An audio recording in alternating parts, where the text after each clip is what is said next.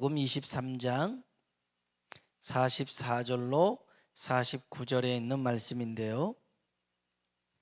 누가복음 23장 44절로 49절 한 절씩 교독해 보겠습니다. 제가 먼저 44절 읽겠습니다.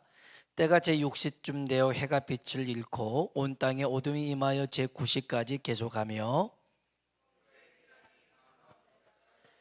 예수께서 큰 소리로 불러 이르시되 아버지 내 영혼을 아버지 손에 부탁하나이다 하고 이 말씀을 하신 후 숨지시니라.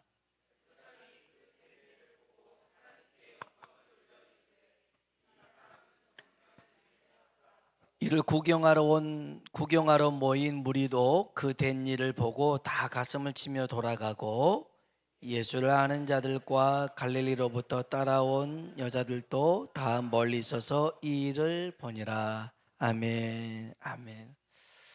고난 주간을 보내고 있습니다. 릴레이 금식 기도와 저녁 특별 기도회를 하고 있습니다. 월요일 날에는 한 13분 오셨고 어제는 12분, 11명 이렇게 같이 모여서 저녁 기도회를 했습니다. 교육관에서 했는데요. 함께 찬송을 부르고 또 기도를 하는 그 소리가 교육관에 가득 메워져서 정말 감사했습니다. 여러분, 기도하는 자리가 복된 자리인 줄로 믿습니다. 지난 주일날에 나눠드렸던 2023 고난주간 묵상 캠페인이라는 책자, 그 십자가 유산 그리고 다음 세대라는 것을 읽어보셨나요? 읽어보셨을까요? 읽어보시면 손두라고는 하지 않겠습니다만은 저는 그냥 여러분이 다 읽었다라고 생각을 하고, 오늘은 한국 교계의 놀라운 부흥사였던 김익두 목사님의 설교 내용 중에 주의를 거룩히 지킵시다, 이런 부분이었습니다. 오늘 하셨던 분은 기억이 날 텐데, 그래서 주의를 지켜야 하는 7가지 이유와 3가지 방법에 대해서 나와 있는데, 그 3가지 방법은 이렇습니다. 거룩하게, 귀중하게, 기쁘게, 이렇게 주의를 지켜야 된다 했는데, 제가 그걸 보다가요, 그 귀중하게라는 부분에서 이렇게 김익두 목사님은 설교를 하셨더라고요. 주일날에는 생일잔치도 하지 말고, 뭐 생일잔치 안 해도 되는데, 근데 장례식, 결혼식도 하지 마라, 이렇게 했더라고요. 이 장례가 그게 우리 마음대로 되냐고요. 그 장례가 안 되는데도 이 김육두 목사님은 그렇게 설교를 하셨더라고요. 생일잔치 하지 말고 장례나 결혼식도 하지 마라. 100년이 지났습니다. 100년이 지난 지금에 맞춰보면 좀 맞지 않는 그런 설교이기도 한 것 같지만, 주의를 지켜야 된다라는 것, 이것이 얼마나 중요한가에 대한 그런 정신을 기억했으면 좋겠습니다. 김익두 목사님에 대한 관련 자료를 읽다가 감사한 게 있었어요. 이 김익두 목사님은 평생 복음을 전하는 전도자로 살았는데요, 항해도 안악이라는 곳에서 태어났습니다. 그래서 전국에 많은 집회를 했고 10,000명 이상 병자를 고쳤습니다. 1920년 동아일보 기사에 실린 내용입니다. 이게 동아일보에 실린 기사가 뭐라고 나왔냐면 김익두 목사의 이적. 기사 내용은 이렇습니다. 황해도 신천군 읍내교회 목사 김익두 씨는 지난 5월 17일에 부산진 교회에서 안수 기도로서 안진뱅이를 걷게 했다. 그 병고침을 받은 자는 부산진 자천동 446번지 김나건의 8살 된 아들 두수이다. 그는 낳은 지 8개월 만에 안진뱅이가 되어 8년간 걷지 못하다가 안수기도 즉시 일어나서 걷게 되었으므로 칭송이 자자하다. 이번 남방 집회에서 밀양군 교회에서는 18세 여자 벙어리가 말을 하기 시작하였다. 이번 각 지방에서 병 고친 수요가 22명이라 한다. 이게 동아일보 신문에 나올 정도였어요. 얼마나 놀랍습니까? 실제로 부흥회를 김익두 목사님이 776회, 설교를 28,000번, 연 집회는 인원이 한 150만 명, 새신자는 28만 8천 명, 교회를 건축하는 게 150번, 증축한 게 140번, 유치원을 신설한 게 120번, 병자 치유한 게 한 10,000명 정도, 그리고 김익두 목사를 통해서 예수 믿게 된 사람들이, 그리고 목사가 된 사람이 258명이나 된대요. 참 놀랍죠. 귀한 목사님이었습니다. 그는 애초부터 뭐 그렇게 믿었던 건 아닌데 소안연이라는 선교사님을 통하여서 그가 죄인임을 발견하고 10개월 동안 성경을 백독을 합니다. 그러면서 이제 하나님의 은혜를 경험하게 되는데요. 평양신학교에 들어가서 3회로 졸업하고 평양 신천교회라는 교회에서 한 곳에서만 목회를 쭉 하다가 이제 순교를 합니다. 일제 시대에도 겪었거든요. 근데 일제 시대 겪을 때에도 신사참배 때문에 많은 어려움을 겪었는데, 제가 이분에게 감사했던 건 뭐냐면, 이 정도로 능력을 행하고 병자도 고치고 그랬으면 지금이라면 아마 자신을 신격화해서 이단 교주가 될 법한 그런 인물입니다. 그런데도 6.25 전쟁 때 교회를 지키기 위해서 새벽 예배 드리다가 공산당에 의해서 10월 달에 총에 맞아서 순교를 당합니다. 저는 이것을 보면서 생각나는 게 있더라고요. 순교는 누가 할 수 있을까 생각을 해봤습니다. 가진 게 많은 사람, 지킬 게 많은 사람은요, 할 수가 없어요. 주님이 전부인 사람이 순교할 수도 있고요, 주님을 사랑하는 사람이 끝까지 주님 곁에 남게 될 줄로 믿습니다.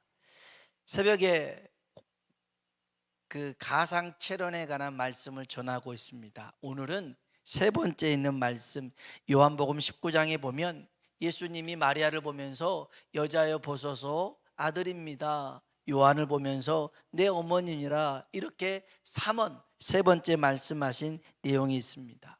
그런데 십자가에서 매달려 고통 가운데 죽어가는 예수님을 곁에 지킨 사람을 이렇게 소개합니다. 요한복음 19장 25절에 보니까 예수의 십자가 곁에는 그 어머니와 이모와 글로바의 아내 마리아와 막달라 마리아가 섰는지라. 아멘. 예수님 곁에는 마리아만 있더라고요. 그 어머니 마리아, 이모는 살로메고, 글로바의 아내 마리아, 막달라 마리아, 마리아가 옆에서 지켰어요. 근데 중요한 건 이거였어요. 예수님이 기적과 능력을 베푸실 때 수많은 사람들이 따라왔습니다. 예수님 곁에 서려고요. 서로 그 자리를 탐했던 사람들이 얼마나 많았는지 모릅니다. 그들은 예수님께 은혜를 받은 자였습니다. 병 고침 받은 자였습니다. 변화 받은 자였습니다. 문제 해결 받은 사람이었습니다. 그 중에는 부자도 있었고요, 군인도 있었고요, 의사도 있었고요, 권력자도 지도자도 있었습니다. 그런데 주님이 십자가에 매달렸을 때는 이 사람들은 아무도 없어요. 연약한 여인들만 예수님 곁에 있더라는 것입니다. 예수님과 얽히게 되면 불똥이 튈까봐 모두 도망치고 숨어버렸습니다. 그런데 보잘것없는 여인들, 오병이어의 기적에 5,000명 먹었잖아요. 남자만 5,000명입니다. 여자는 수에 들어가지도 않아요. 그런 연약한 존재가 예수님을 곁에서 지킵니다. 그리고 죽는 순간까지 무덤에 안치되는 그 자리까지 따라갑니다. 뭔가를 바라고 기대해서 했던 게 아닙니다. 주님을 사랑하기에 끝까지 그 곁을 지킨 줄로 믿습니다. 여러분, 주님 곁을 지킨 사람은 주님을 사랑하는 사람이 남았더라는 것입니다. 주님을 사랑했던 제자 요한도 십자가 곁에 서 있었습니다. 주님이 요한에게 마리아를 부탁합니다. 요한복음 19장 27절에 또 그 제자에게 이르시되 보라 내 어머니라 하신대 그때부터 그 제자가 자기 집에 모시니라. 아멘. 성경학자는요, 왜 요한이 어머니 마리아를 모셨을까에 대해서 얘기합니다. 그 당시에 예수님의 동생들이 믿지 않았기 때문이기도 하고 경제적인 여유가 요한에게 있기 때문에 마리아를 부탁했을 것이다 라고 얘기합니다. 그런데 주님은 주님을 사랑하는 자에게 주님의 사람을 맡기시더라는 것입니다. 베드로에게 주님이 물어봅니다. 네가 나를 사랑하느냐? 내 양을 먹여라 그럽니다. 사랑하니까 맡기는 것입니다. 오늘 여러분들이 돌보고 있는 사람이 있다면, 여러분들이 보살피고 있는 사람이 있다면 주님이 여러분을 사랑해서 다른 사람이 아닌 여러분에게 맡긴 줄로 믿습니다. 내게 주신 사람이라는 거예요.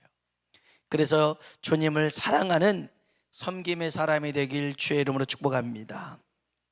예수님께서 십자가에서 고난당하시고 죽으시는 과정이 오늘 본문에 보면 짧게 묘사되어 있습니다.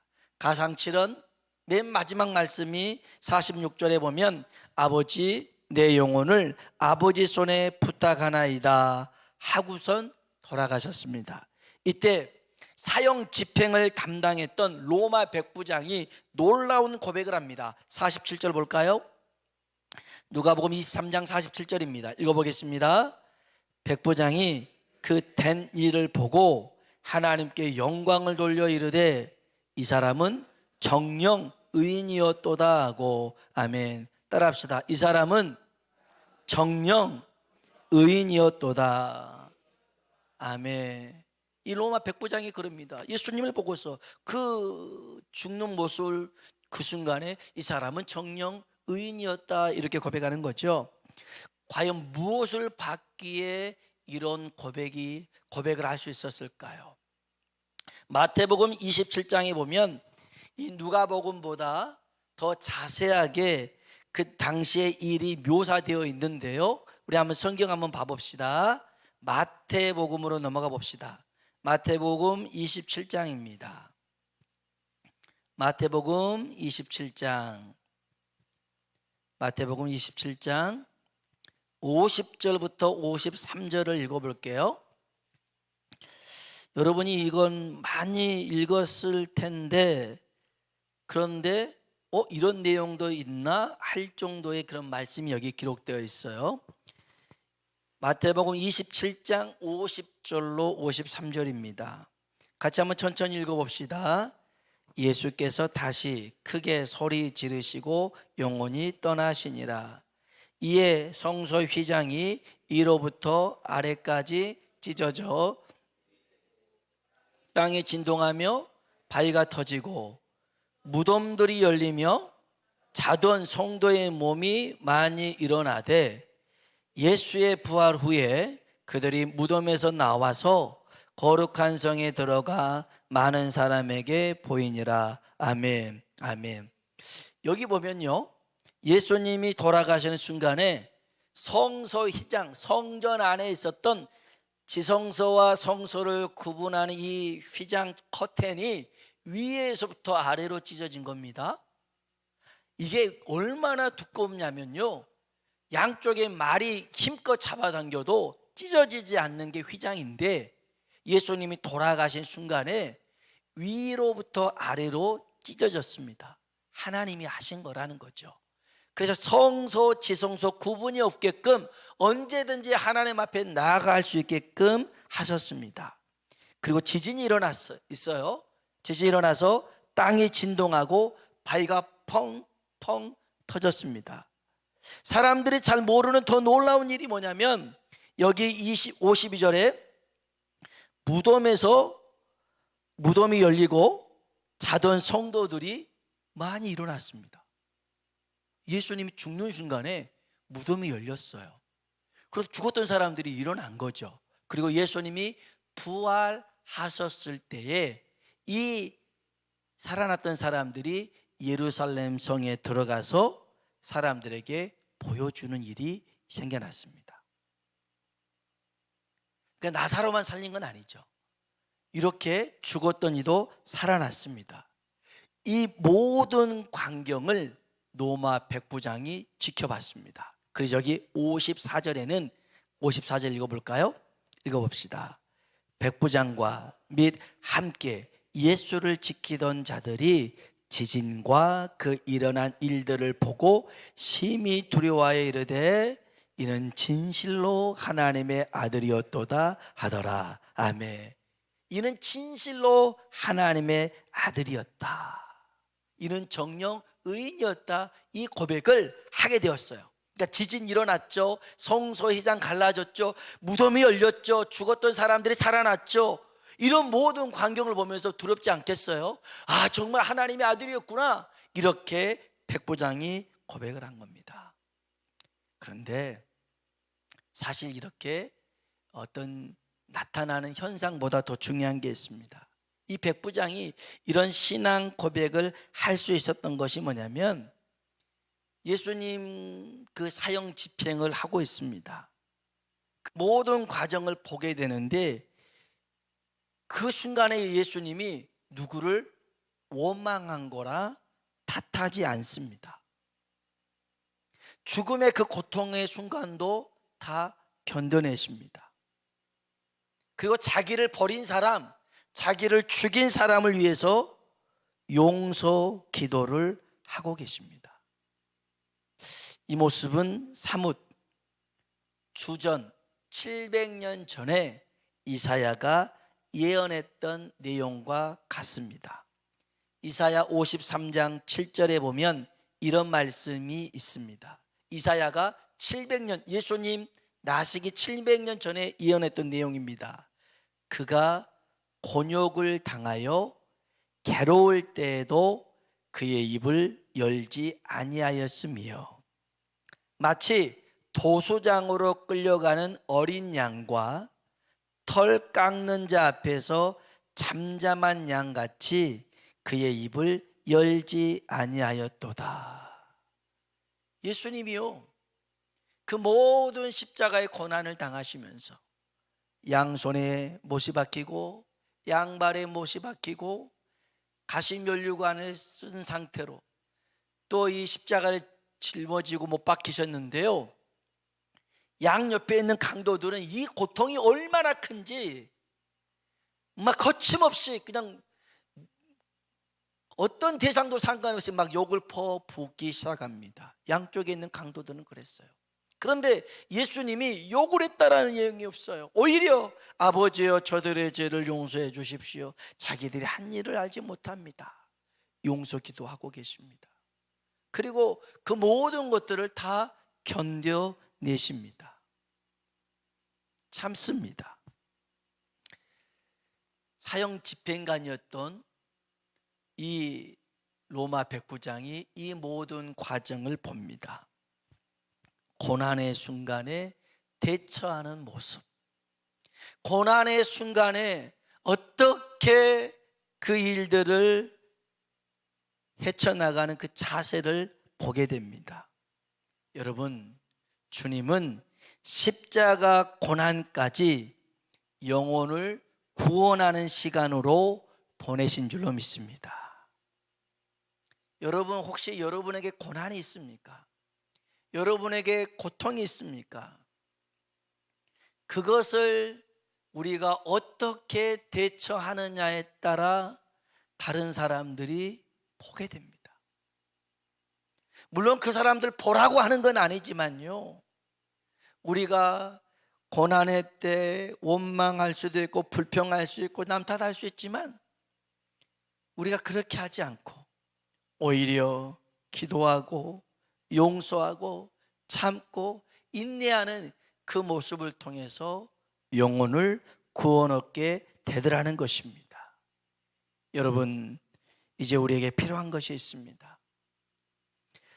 우리 주변의 사람, 가까운 사람들이 예수님을 하나님의 아들로 시인하기 위해서 우리가 뭘 해야 되는지, 오늘 주님처럼 여러분 원망하지 말고 불평하지 말고 잠잠하십시오. 잠잠하고 그리고 또다시 잠잠하면서 하나님께 소망을 두고 살아가길 주의 이름으로 축복합니다. 우리의 소망은 하나님께 있습니다. 하나님이 여러분의 모든 것들을 합력하여 선을 이루게 하실 줄로 믿습니다. 오늘 그 하나님을 찬양하는 시간 되길 주의 이름으로 축복합니다.